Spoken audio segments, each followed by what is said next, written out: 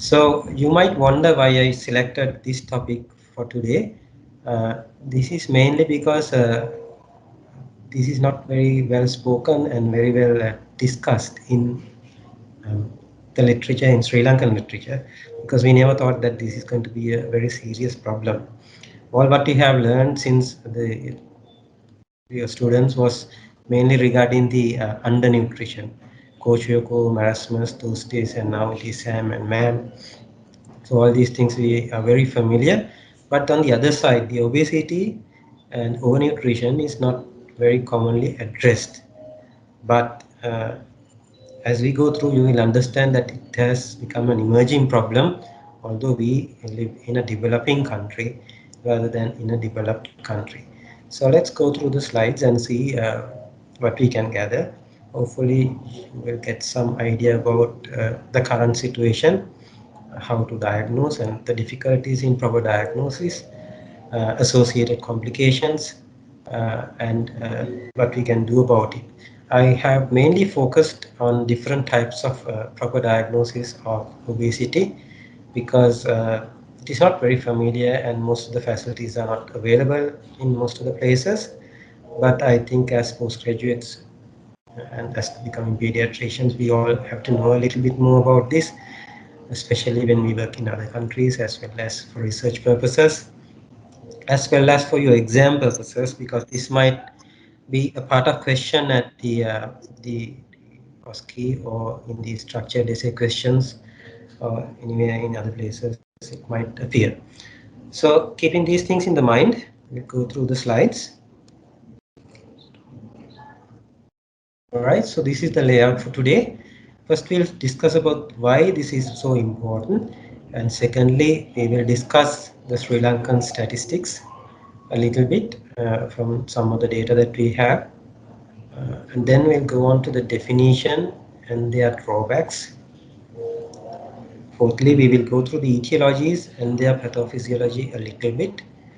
And mainly, what we are focusing is the fifth one, which is the diagnostic tools and their applicability to our population,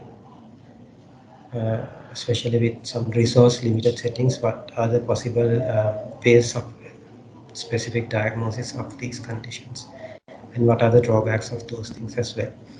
Of course, we all know the associated complications. Just to recap, we just go through one slide of that, and the treatment modalities. Although I have mentioned the treatment modalities, these are mostly theoretical, so we go through this them as well. And you all know how difficult to treat these sort of patients. It's not like treating a pneumonia, but it's really difficult, and the outcome might not be the things that you might expect. So first we'll talk about the significance. The prevalence of childhood obesity is increasing worldwide, and as you can see, this slide shows uh, in 1990, the worldwide prevalence of childhood overweight and obesity was 4.2. Over the next 20 years, in 2010, it has gone up to 6.7, and it is projected for this year as going up to 9.1. So you can see a trend. This is a worldwide trend that the childhood obesity and overweight has gradually gone up. I won't say not gradually, fairly significantly has gone up. So what they expect is by 2020, an estimated 60 million children worldwide will be either overweight or obese. Mind you, this is a significant number, and Started. will have most of these kids have to be managed by mainly the pediatric team. That's you and me, and maybe some other extended or facilities might also help. These also show the same thing, but you can see that the light blue one shows the stunting, the prevalence of stunting from year 2000 to 2018. You can see on the top that the numbers have gone down in stunting. What does that mean? That means the chronic malnutrition has gone down. What is the lower part, the dark blue one?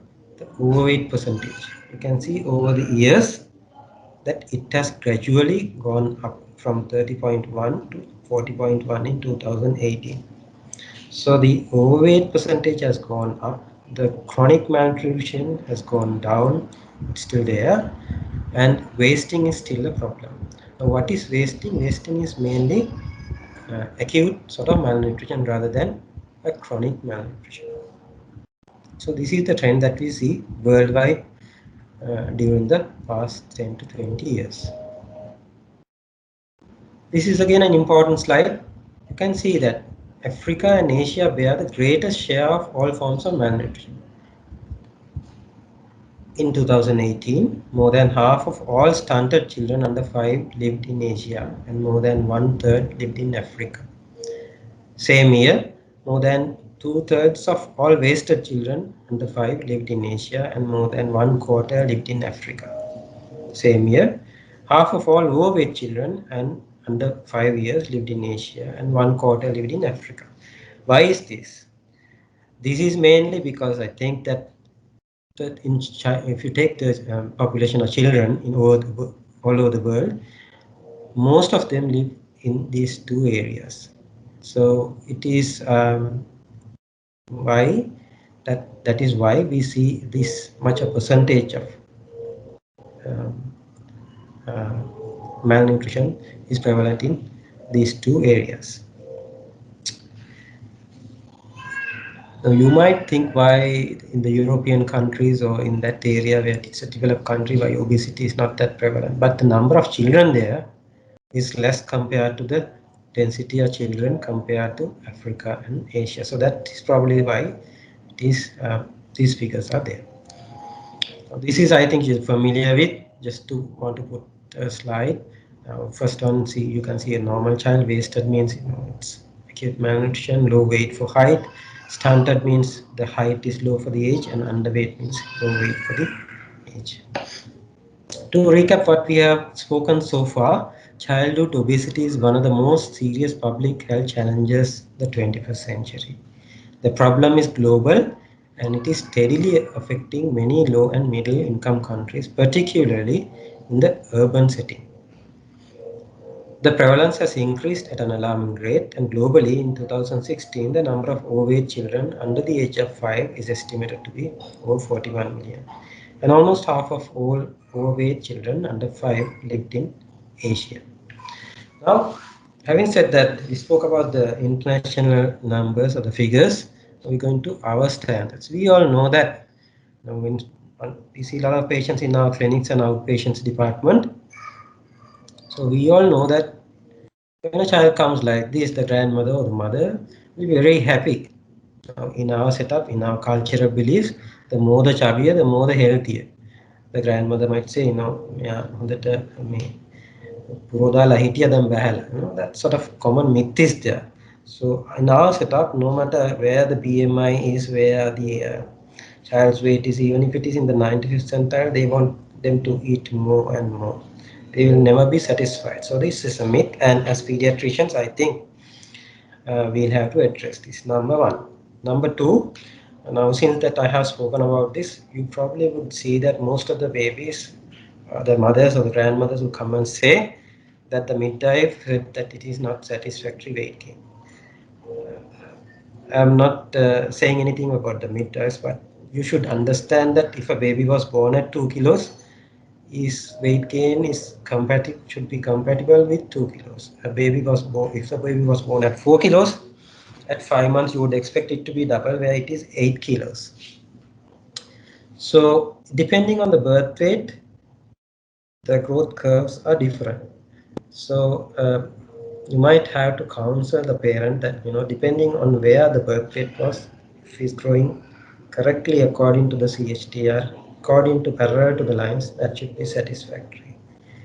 And certainly these sort of things, this chubby business, you should certainly say that it is not what you think. It's not true. Okay. A little bit about our figures. This is from a study done by Professor Pujita Vikramasinghe and Professor Lamavadu Surya in 2004 in an urban area in Sri Lanka, that is in Colombo. They have mentioned that the obesity prevalence among boys was 4.3, which was higher than in girls, which was 3.1%. The prevalence of thinness at this study was 24.7 in boys and 23.1 in girls. Mind you, this was done in 2004, which is about 16 years back. And this is a study that we have done recently in Gaul, not really recently, about 4-5 years back.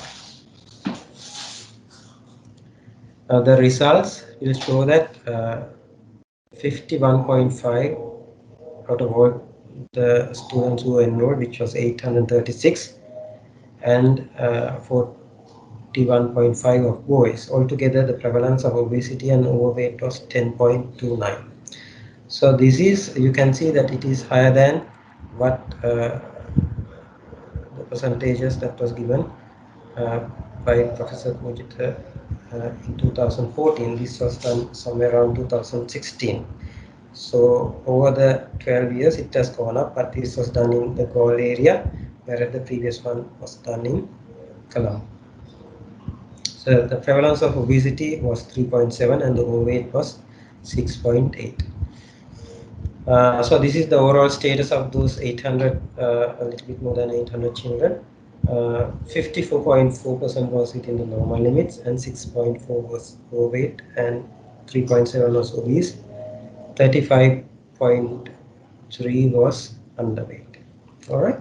So we have some idea about the global prevalence and whatever the prevalence in our country due to some extent. Now, so we had a briefing about the prevalence and the problem of obesity globally and in local situation. Now we go on to the definition and its drawbacks. Now this is, I think, is a very important slide for you all. Uh, WHO defines overweight and obesity as an abnormal or excessive fat accumulation that represents a risk to health. Now it is again, I will read to you. It is defined as an abnormal or excessive fat accumulation that represents a risk to health. Now you can see that this is a very, it's not very specific as what we have heard earlier. There's no cutoff points or anything like that. It says abnormal or excessive fat accumulation that would cause a risk to health.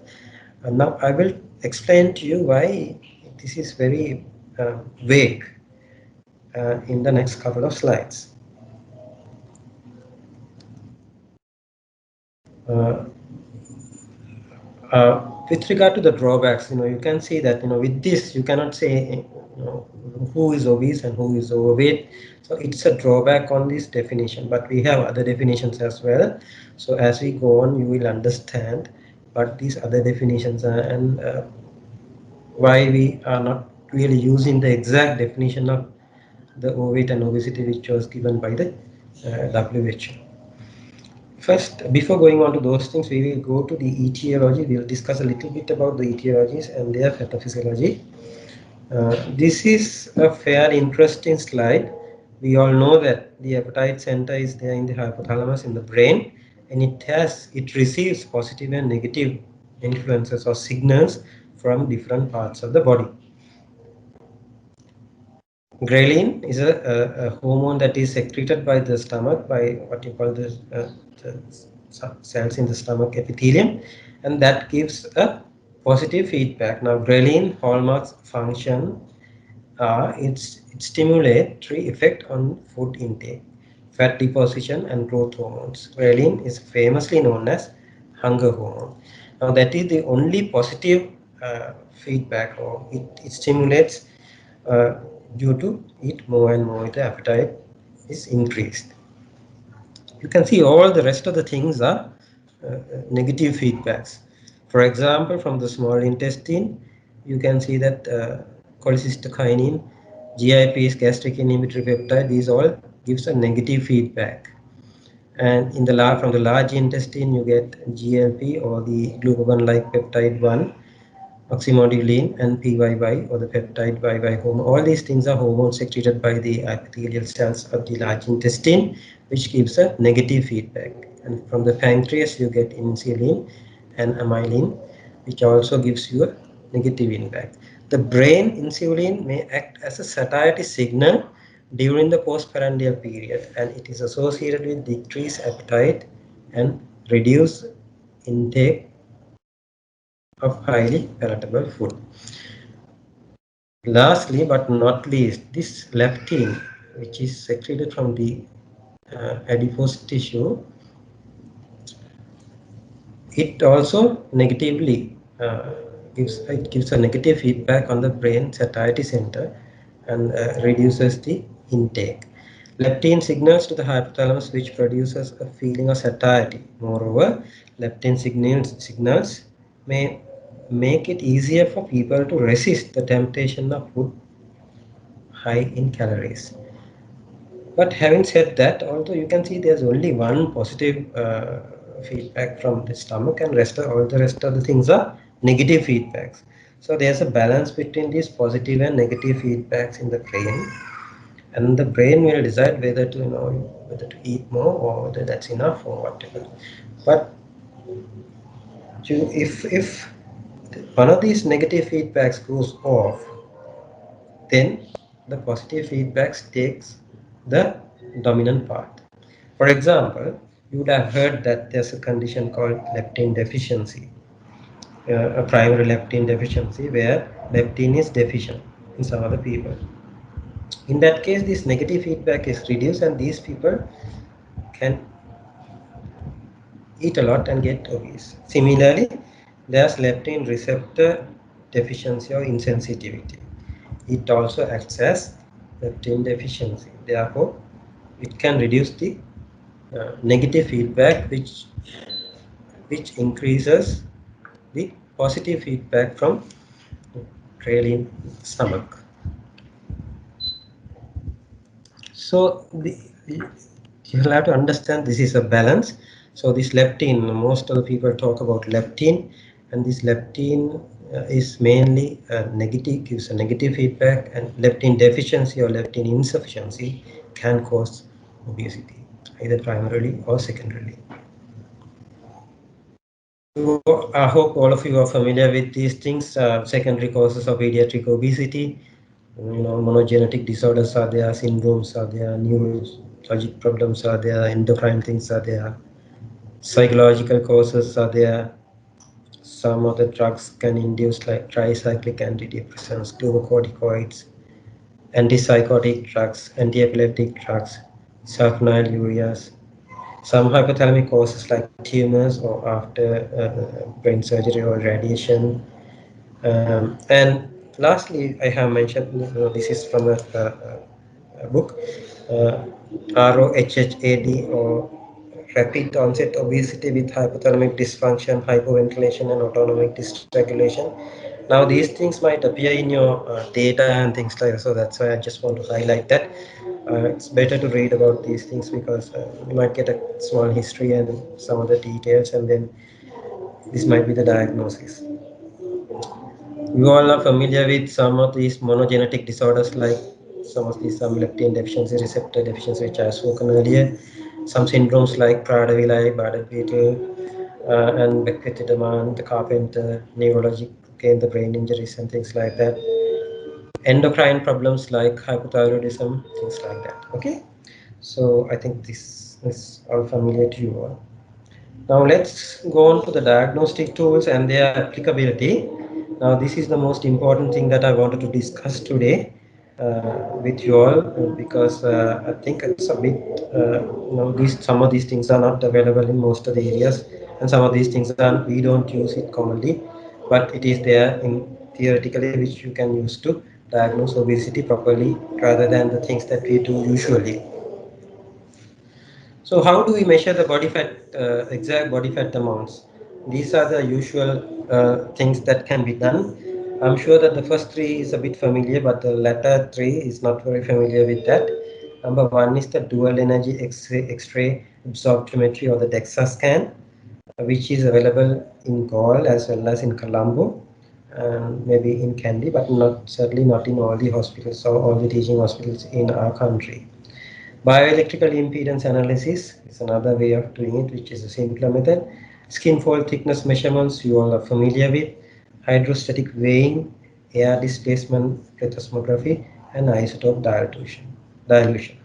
So I will go through these things very briefly and let you know the pros and cons, or the advantages or disadvantages about each and every method. Now, this is the most important thing, and which we have the facility in Colombo and Galle. Certainly, the DEXA, or the dual energy X-ray absorptiometry scan. This is a simple 10-minute body fat test that takes a comprehensive snapshot of your exact breakdown of bones, fat tissue, and the muscle mass. So you can find out how much a percentage is bone, how much a percentage is fat tissue, and how much a percentage is muscle mass. The DEXA scan is one of the most accurate and precise tests available to measure body fat. Now, all over the world, this is the most precise way of finding out what exactly the body fat is. Radiation exposure is negligible. Now you can see that this involves a big machine, and it is pretty expensive, fairly expensive, and you need a special place for that, and you need a special technician for that, a trained technician, and you need the software to calculate all uh, the parameters that you get from the machine. And you need a special person who's trained on this to get the exact result out, because a normal person will not be able to interpret what is coming out of the machine. And of course, you can see it's a fairly big machine, and the children as well as parents will be very anxious to go into this machine.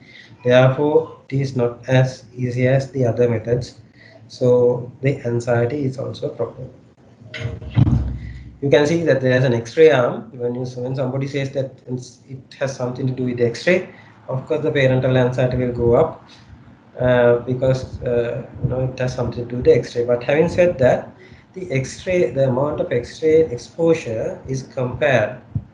If you go and have a sea bath in some of these areas with high radiation, that is the amount of exposure that you are going to get in this. So it's very minimal exposure, and it's very negligible. But as soon as you will have to explain what exactly is happening there, so you have to tell the parents that you are sort of exposed to a very minimal amount of X-ray, and that increases the anxiety, and they might not agree, or they might not give the uh, consent to go ahead with this investigation. So these are the drawbacks, although this is the best.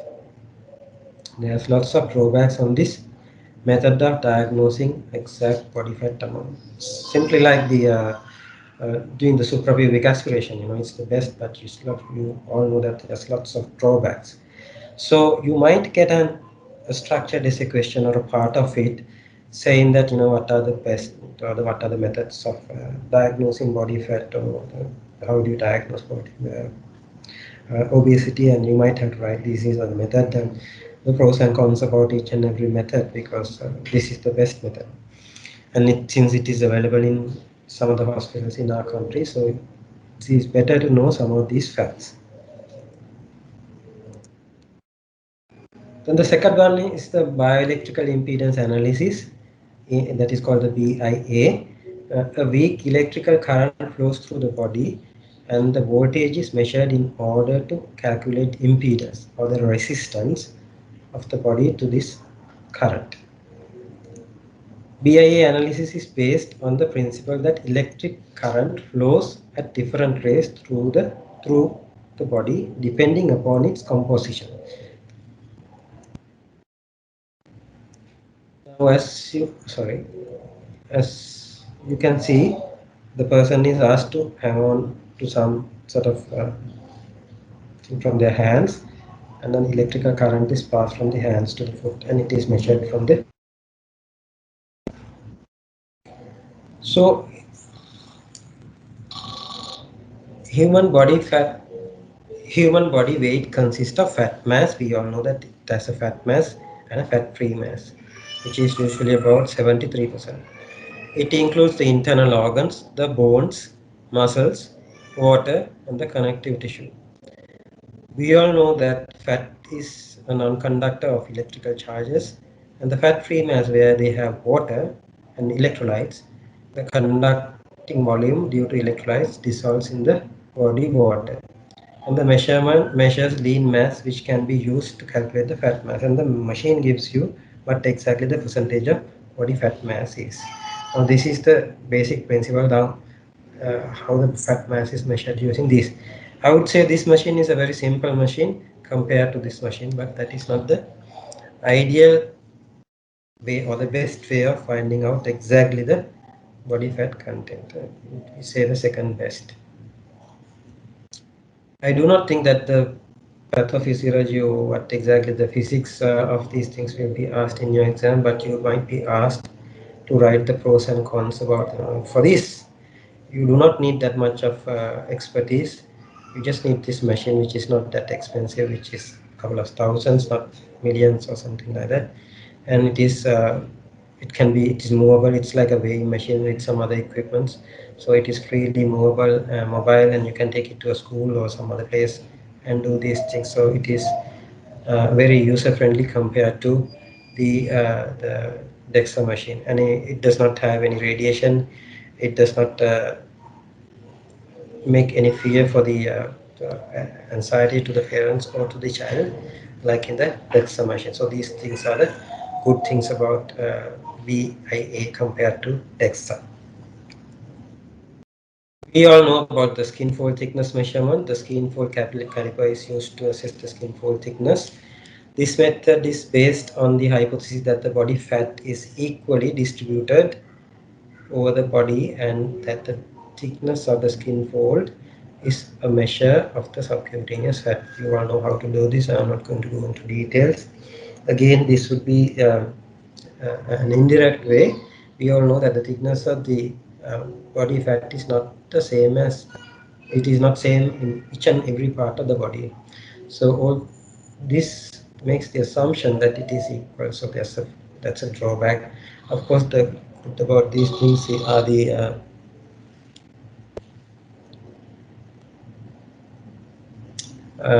that this is very user friendly. We all have seen this, and it can be taken to any place. It has, people will not get scared about it. No radiation. So these are the good things about it. Just to tell you about the other things which I do not think that we have in Sri Lanka, but hydrostatic weighing, also known as hydrodensitometry and or underwater weighing, is a classic measure of body composition. The test involves the subject being lowered into the water tank until the body parts get submerged, expelling the maximum air from the lungs and then weighing. The air displacement plethysmography or the ADP, this is a two-component model that assesses mass and the volume, and therefore an estimate of body density comes out. From this body density derived from the mass derived from a volume can provide estimation of fat and fat-free mass, again the same way. Isotope dilution, hydrometry or the total body water TW by isotope dilution is a method for the assessment of body composition at the molecular level. The method is based on principle that water is distributed in all parts of the body except body fat.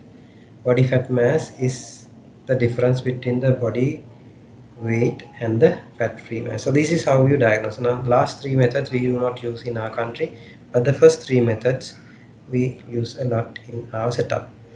Having said that, I have never spoken about the body mass index, which we have learned so far, which I have used as the commonest way of diagnosing uh, the obesity. And when it is obesity, BMI is the thing that comes into our mind. But having said that, we never spoke about BMI here. How to measure the exact body fat mass? It is not there. Why is this? You can see the body mass index is a person's weight in kilograms divided by square of his or her height in meters. A high BMI can be an indicator of high body fat mass, but it does not happen always because this involves only the weight and the height measurements. It has nothing to do with calculation of body fat mass. The body mass index or the BMI uses your weight in the formula, but unfortunately It does not take into account if that weight comes from fat rather than lean mass tissue. For example, athletes who carry an abundance of lean mass muscle tissue may seem rather heavy for their frame or size, but this that is simply because the muscle weight is more than the fat. These particular individuals may have a rather high BMI but not have a great deal of fat. So if you measure their exact fat amount, the fat percentage, that might not be very high as you expect in a person who is not an athlete who has the same BMI. This is why body fat percentage takes over in proper diagnosis of obesity. That's why the whole discussion so far that I have discussed the importance of properly measuring the body fat percentage rather than the BMI. So this is where the BMI comes into the the actual scenario. Body fat percentage is the percentage of your body that consists of fat, and it is not merely correlates with exactly with the BMI. Now this slide shows you the same thing. On your left side, you have a bodybuilder who has, of course, a lot of muscle mass. On the other side, you have another person who is not a bodybuilder but who is an obese person who has the same weight, who has the same height, and who has the same BMI. So both of these uh, people have the same weight, height, and the BMI. So a BMI of 33.9 you might think that these, according to the BMI, if you don't look at it, if you see on a chart that this person's BMI is this much, you just might say, he's obese. But realistically, he's not obese. But why? Because his fat mass is not that high when it comes to a person like a bodybuilder or an athlete. Well, if it's a sedentary person or it's just an obese person, he's really obese. So this is the concept that I wanted to tell you today. This is the thing that I wanted to highlight today. The difference between the BMI measuring the obesity and the difference between the body fat mass measuring the obesity. That is the most important message that I wanted to convey to you all today, and the different methods of measuring the body fat mass and things like that. I hope it is very clear from this slide. Now BMI cutoffs have low sensitivity when compared with reference standard methods for measuring body adiposity, such as the things that we have discussed earlier, which I hope is very clear for you by now.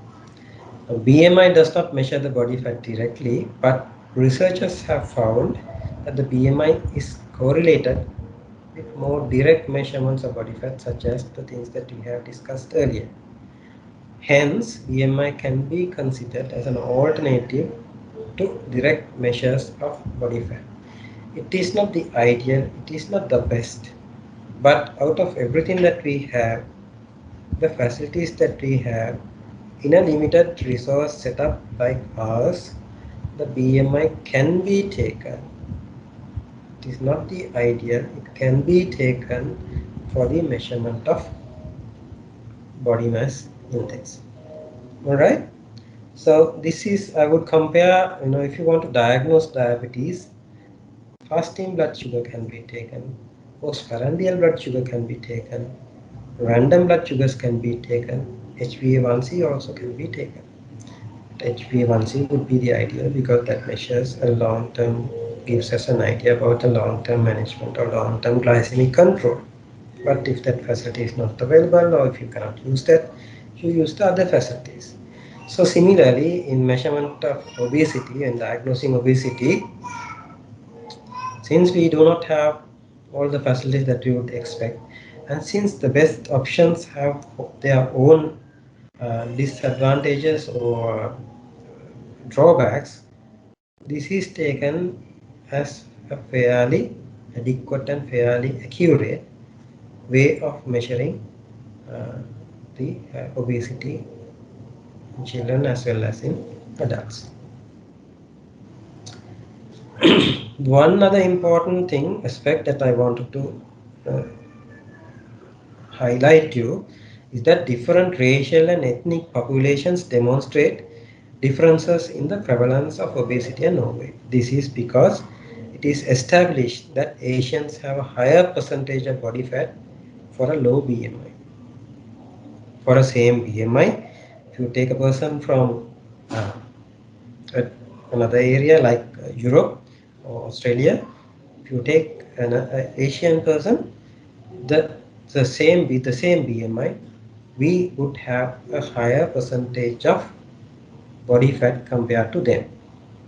So there's a variation of the body fat for the same BMI with different racial and ethnic populations. And so if you take the BMI without taking the exact body fat, that also affect your diagnosis, not only the things that we have discussed earlier. Thus, using the BMI definitions may underestimate the overweight and obesity and its sequences in pediatric Asian phenomenon. What does that mean? If you take the European cutoffs for the BMI and say this is obese and this is not, some of our children who is lies just below the cutoff points might also lie in the obese category if you take their body fat mass as the diagnostic tool of diagnosing obesity. Why is it important? We know that associated with obesity, lots of complications are there. And we might miss these children, we might not screen these children. And it is a false reassurance that we are giving to the parents, look here, your child's weight is fine for the height and everything. And ultimately, not now, they might end up with lots of non-communicable diseases, not now, maybe early teens or early 20s, 30s in their life, which would have been prevented if you have properly diagnosed and would have intervened them at the, in their childhood or early adulthood.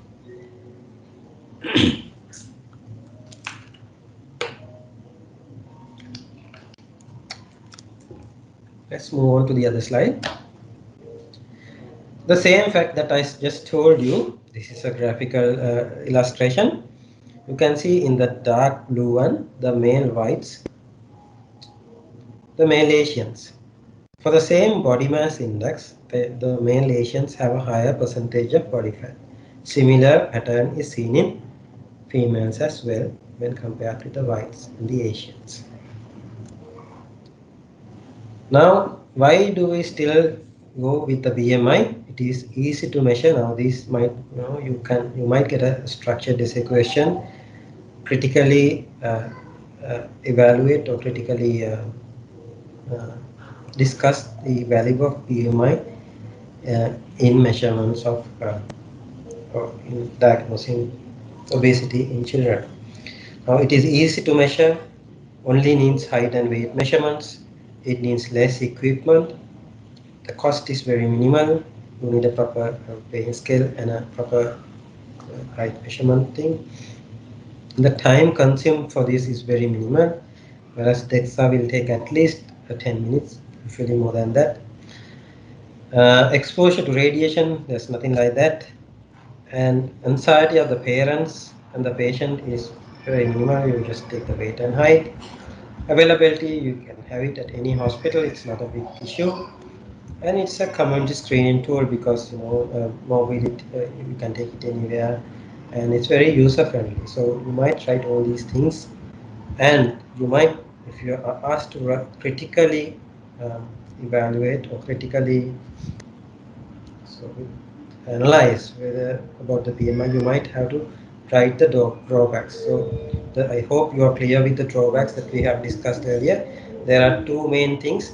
This does not measure the body fat mass, and the body fat mass is different in different racial and different areas in the world. So that is the two things, the main two things with regard to the drawbacks.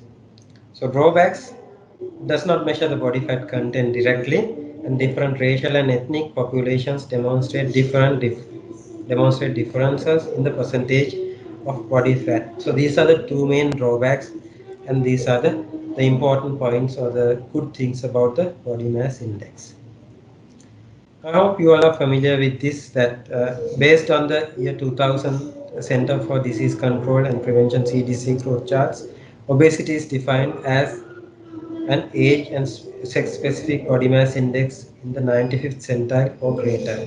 You can see that the centiles are there in these centile charts. Above the 95th centile, the body mass index for the sex for that age, it is taken as obesity, and overweight is taken as between the 85th to the 94th percentile. They are taken as this. So the pros and cons and the good and bad about things, you all are very clear.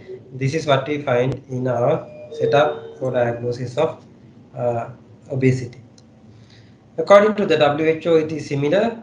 The BMI for the age, overweight is taken as more than plus 1 SD, which is equal to 25, uh, BMI of 25 at the age of 19 years, and obesity is taken as more than 2 SD, which is equal to BMI of 30 at the age of 19 years.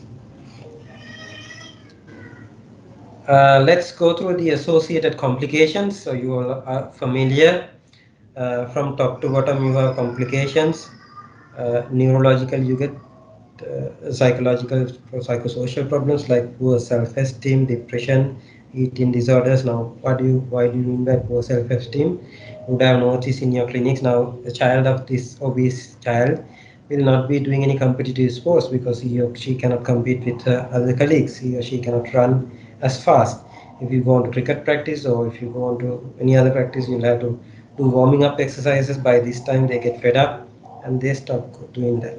And this is like a vicious cycle where they do not like to do that sort of sports, and they might do things like chess and Scrabble and carom and things like that, where there's not much of exercises being happening, and this goes on like a vicious cycle. On the other side, you got neurological problems like pseudomotor cerebri or benign intracranial hypertension. So this you will have to keep in mind, because if an obese child comes with a chronic headache, you might think of this possibility and you might look at the fundi and you might get a blood fundi. Having a blood fundi does not mean always it is pseudomotor cerebri in an obese child. You might have to exclude any space occupying lesions. You might liaise with the pediatric neurology team in your setup and discuss the possibilities, and you might do some imaging and you might do the measurements and might take off some cerebral fluid, and you might use some drugs to reduce the production of fluids.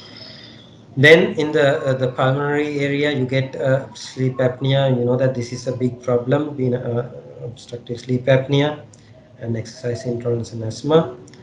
And this obstructive sleep apnea can cause daytime sleepiness in the school. And one of the causes for poor school performance in a child who's obese might be this. So you might have to treat that properly, and then take it into account that this might be the cause for recent deterioration of school performance. In the cardiovascular system, you all know that dyslipidemias, hypertension, and coagulopathy and chronic inflammatory endothelial dysfunction, all these things you are familiar with. In the gastrointestinal system, steatohepatitis and gallstones, and this can ultimately lead to non-alcoholic cirrhosis and have lots of significant complications. Renal, you can get glomerulosclerosis. You know that endocrine problems are one of the main problems that you might get, especially with regard to type 2 diabetes, precocious puberty, and polycystic ovarian syndrome in girls. So if you're going to do an ultrasound scan, you should specifically say that, look for fatty liver and gallstones and things like that in a girl. Please look for in a girl who is tan menake, look for the possibility of changes of polycystic ovarian syndrome. And in radiological, if you go through a radiologist, you have specific uh, criteria in your ultrasound findings to diagnose polycystic ovarian syndrome in girls. In the musculoskeletal system, you get slip. You all know that you can get slip fractal femoral epiphysis And if you have limping in a child who's pretty obese, this is one of the main differential diagnoses that you might think of. And more prone to get Brown's disease, which is a physiological thing, and time it gets corrected, and fractures and flat feet. About a little bit about the treatment. Behavioral treatment strategies for obesity during childhood and adolescence. Dietary approaches. We encourage the intake of more than or equal to 5% of servings with fruits and vegetables daily. Decrease the intake of calorie dense foods such as saturated fats, salty snacks, and high glycemic foods such as sweets. Minimize the intake of sugar containing beverages. It's good that in our country we have a color code for this, and somebody might be interested in putting a question on these things as well. Minimize eating outside home, fast food, and other things. Eat breakfast daily and avoid skipping meals. Although I said this, you will be also familiar that in our setup, majority of children with obesity do not, or sometimes, a great significant amount, do not eat a lot of junk food, but they eat a lot of rice. So rice, eating a lot of rice also is a significant problem in our population with obesity. So that also you might have to address. Physical activity, decrease sedentary behavior such as watching television, surfing the internet, and playing video games to a minimum of 2 hours per day. So engage in fun and age-specific exercises appropriate for individuals' abilities.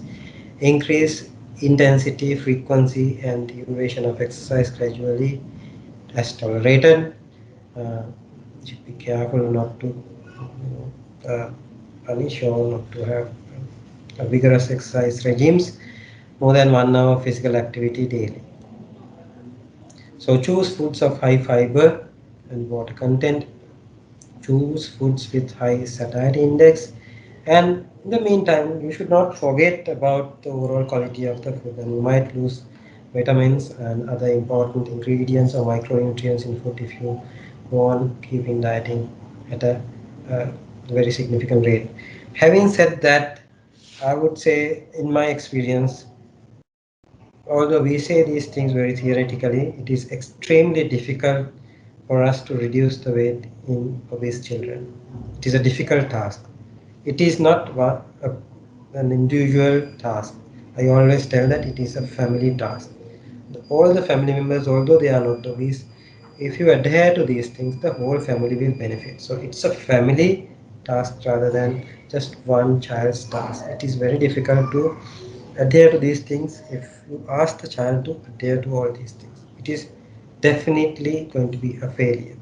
So it is always a family thing. All the family members should work together and achieve the target. With regard to the targets, what I say is if you are asked to come in a month's time or come in 2 months' time to see whether your weight has gone down, it is not going to work. The first step would be in an obese child, what I would recommend is not to reduce weight, but to have the same weight when you come for your next visit.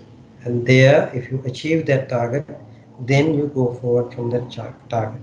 If you can't achieve that target, there's no point going further ahead because it's going to be a failure. I have spoken to lots of people who have interest in obesity and who has done a lot of research work in obesity and who see a lot of patients with obesity. It is sad to say that some of these interventions, we all diagnose the complications and everything, but the ultimate outcome of these patients are not as what we expect, and it is not as good as we think, and it is not as easy as we think. It's a very difficult task. So you need a lot of counseling, a lot of positive motivation, and things like that, and especially the family support for this. Then I think this is the last slide. The role of pharmacological therapy in the treatment of obesity in children and adolescents, it's limited. Or most of the patients, give me a drug, so it reduces. They don't want to do exercises, they don't want to cut off food, but they want a pill that reduced.